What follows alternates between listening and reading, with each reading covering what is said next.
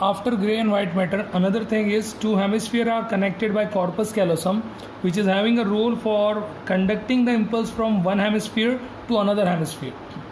Now, internally, as this hollow tubule structure is having folds and grooves which are termed as gyri and sulci, that is actually indication that more number of gyri and sulci indicate more presence of nerve cells, which is somewhat based on the intelligence of a person, but it's not exactly proved. So this is all about a particular brain part, cerebrum part.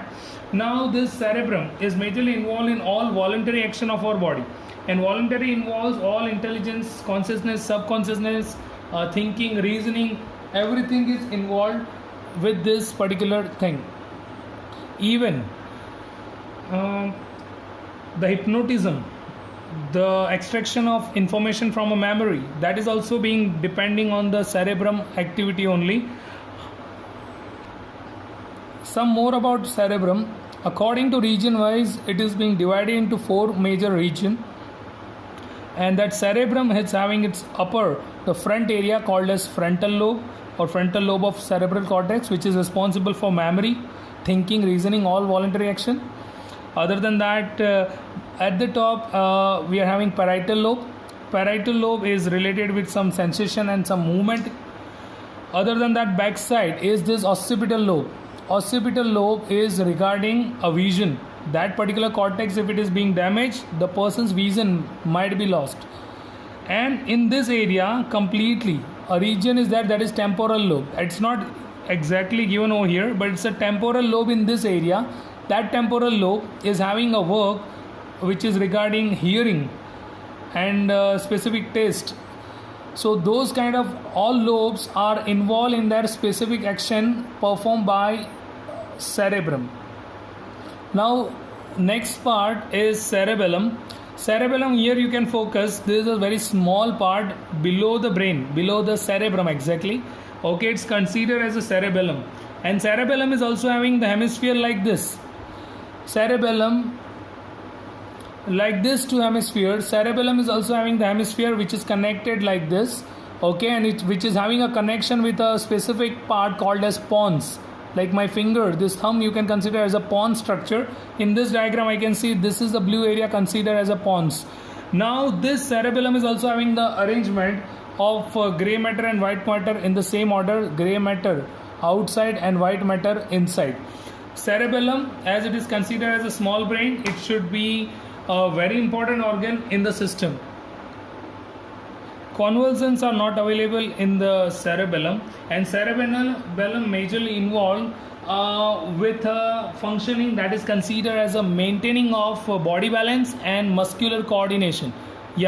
Might be possible if a person is drinking alcohol, then the cerebellum gets affected easily, and that is the reason why the person is having a clumsy movement after drinking alcohol, because alcohol damages or alcohol somehow affecting the cerebellum and temporarily paralyze its activity. That's why a person cannot coordinate its walking or cannot coordinate the body balance. Last is this medulla oblongata. Medulla oblongata is that particular organ or the lowest portion in the brain which is located at the base of the skull. This is the skull, base of that skull it is available, and it is roughly triangular in shape, having a major control over the internal organ activity, or somewhat you can say it's involuntary action. Involuntary actions just like movement of breathing, beating of heart, alimentary canal activity, that is a peristaltic activity. All these involuntary actions are controlled by medulla oblongata. So especially if cerebellum or medulla oblongata, if by chance that part gets damaged, that will directly lead to have death only of a person. So you can see the major functional activity of all these three organs: voluntary, this is involuntary, and body balance and muscular coordination. Total brain regions are dividing into forebrain, midbrain and hindbrain. Forebrain involves cerebrum and diencephalon. Diencephalon actually the central part of the brain where thalamus and hypothalamus, those kind of organs are involved. Now thalamus and hypothalamus, out of that hypothalamus involved in temperature regulation, whereas thalamus is actually passing or relay the impulses regarding pain and pressure. So whatever pain and pressure related impulses are there, it is being conveyed to brain or conveyed to cerebrum with the help of thalamus. Now midbrain is actually a kind of a mid tube only. Through that two type of nerves are passing. One is auditory nerve, one is optic nerve. So related to eye and ear, that nerves are being passed. And hindbrain contains cerebellum area, pons area, and medulla oblongata. Now cerebellum, we know pons is actually the interconnecting region of cerebellum. Cerebellum, two hemisphere is being connected by this pons, and information is passing from one hemisphere to another hemisphere through this pons only. And medulla oblongata, as we know, it's having involuntary action. Majorly based on this, they can ask you odd one out question, because any three parts from one region they can keep and one odd one out they can keep. Now next central nervous system is the spinal cord. Spinal cord is that particular tube which is extend from the base of medulla oblongata, and it will continue till the second lumbar vertebrae. Now that much length is there. It's not complete till the end of vertebrae, but it is up to the length of second lumbar vertebrae. Now it is lies within a central within a canal that is called as neural canal. Might be in 9th standard you studied in the vertebral column. In the central neural canal is there. Through that this spinal cord runs through the whole length. Now arrangement of grey and white matter over here. Hopefully you know grey and white matter is like that. The white matter is outside and grey matter is inside. So in a diagram you can see white matter is outside and grey matter is inside, somewhat opposite to that of a particular cerebrum. Now this particular spinal cord contains in the center one canal. This is a canal in the center, and this canal is actually termed as central canal. So one small area in the center of a spinal cord, that is a central canal, which is filled with cerebrospinal fluid, and that particular fluid acts as a shock-proof cushion over there, and even it acts as a medium for exchanging of food material, waste product, and respiratory gases with the neurons. So that is a major work of that cerebrospinal fluid over there. Even the spinal cord on all the side, it is being covered with all three layer, dura mater, arachnoids and pia mater throughout the length. The major function of spinal cord is controlling the reflexes below neck. So it regulates the reflexes. Reflexes means all the involuntary quick actions are below neck. It is being controlled by spinal cord. Even spinal cord conduct the sensory impulse from skin and muscle to the brain. So any skin part or muscle part, through that the sensory impulse going towards the brain, that is first coming to spinal cord and then going to brain. Same way the motor impulse or motor response from brain to muscle of the trunk and the limbs are actually being conducted through spinal cord only. So information is being conveyed through the central region, that is a spinal cord. Now it's time for having peripheral nervous system, and peripheral nervous system is just like in a periphery to the major or central nervous system, that is in a covering of brain or might be in a covering of spinal cord. A type of nerve or pair of nerves are available, that is considered as a peripheral nervous system. So peripheral nervous system, this kind of pairs of nerves are available, which are actually categorized in cranial parts or cranial nerves, and in nearer to spinal cord it's a spinal nerve. So these all are spinal nerve. So cranial nerves and spinal nerves are different nerves available in this peripheral nervous system. Peripheral nervous system is divided into somatic nervous system and autonomic nervous system. In that somatic nervous system, that is majorly voluntary action related nerves are actually coming under this somatic nervous system, which is in brain part divides into cranial nerves, and below nearer to the spinal cord it divides into spinal nerves. There are 12 pairs of cranial nerves and 31 pairs of spinal nerves available. Cranial nerves involve all the three type of nerves, that is a sensory nerve, motor nerve and mixed nerve. As this sensory nerve, motor nerve, you have example what I already discussed before. Mixed nerve, especially I'll tell, it's a nerve going and coming from face and the tongue region. Yeah, that is the one. Spinal nerve, all are of mixed nerve. available.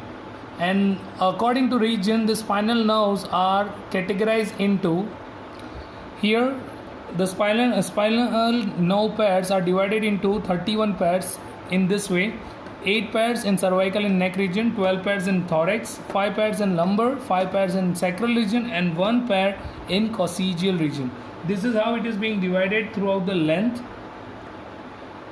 A typical spinal nerve is originates from the spinal cord by means of 2 roots.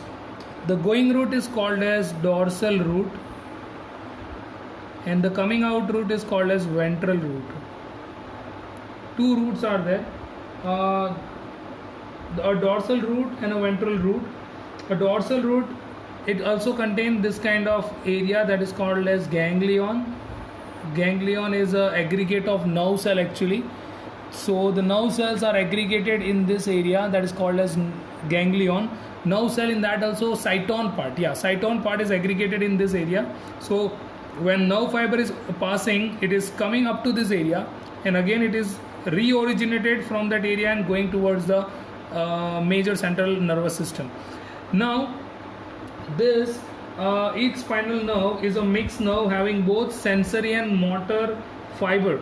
So you can consider this nerve is there, this is a root of the nerve, which is one side sensory neuron is going towards the brain, and another side motor neuron is coming out through that and going towards the muscle. Okay, so this is the how a junction at which both sensory and motor fibers are merged at this region. Here the red colored dots are indicating association neuron. So sensory neuron and motor neuron both are connected in the association neuron, which is available in the spinal cord. So the interpretation of the impulse carried by this sensory neuron, it is done with the help of spinal cord association neuron, and it is being conducted through motor neuron to the different muscle, but that all conduction is being done through this spinal nerve. So this full tube is indicating spinal nerve, which contains sensory and motor, both the type of neuron or that nerve fiber. That's why it is considered as a mixed nerve. Last but not the least, we have the another peripheral nervous system, that is autonomic nervous system, which is actually consists of different chains of nerves and ganglia only. That is also available on the other side of backbone, and this system controls involuntary action of all the internal organ. That means like medulla oblongata, it is also involved in the involuntary action control. So majorly there are 2 parts in autonomic nervous system, that is sympathetic nervous system and parasympathetic nervous system. Here are the region for sympathetic and parasympathetic. This side sympathetic is neck and the waist. Between neck and the waist, whatever region is there, that is the region, that is all dots are indicating for sympathetic action. And parasympathetic region is in the head region, neck region, and bottom in the sacral region. Okay, all these 3 regions are there for parasympathetic nervous system. Sympathetic nervous system prepare the body for violent action against abnormal condition. So majorly that violent action is based on secretion of a hormone that is named as adrenaline. So on adrenaline secretion, the body turns to more violent activity, and over there whatever changes are occurred, that is just due to sympathetic nervous system. Other than that, parasympathetic nervous system is having a work to re-establishing the normal condition after going to violent action. So the major normal activity, the normal condition of a body is re-established by parasympathetic nervous system. Here you can focus the sympathetic system and parasympathetic system and the organs, what are the changes observed. Okay, like heart accelerates the heartbeat during sympathetic but retards heartbeat to the normal in parasympathetic. Intestine peristalsis reaction decrease, here it increase. So in short, all the kind of changes are shown when sympathetic and parasympathetic nervous systems are working. Autonomic nervous system is strongly influenced by emotions such as grief, anger, fear, sexual stimulation, and etc. Sometimes high blood pressure, stomach ulcer, and some other troubles may arise due to long continued emotional stresses. So might be our involuntary action also can be affected if we are under grief, anger, fear, or any sexual stimulation. This is regarding the first part of nervous system. Thank you all.